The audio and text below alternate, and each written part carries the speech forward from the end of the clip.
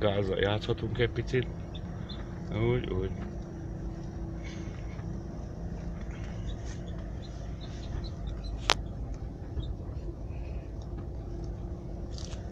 És ezt látja a sofőr.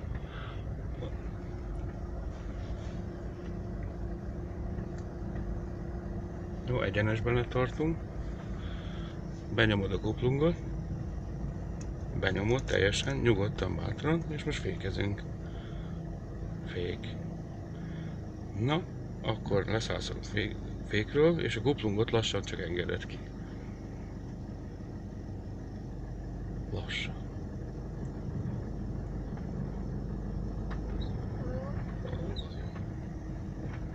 És mindezt egy 14 éves csinálja.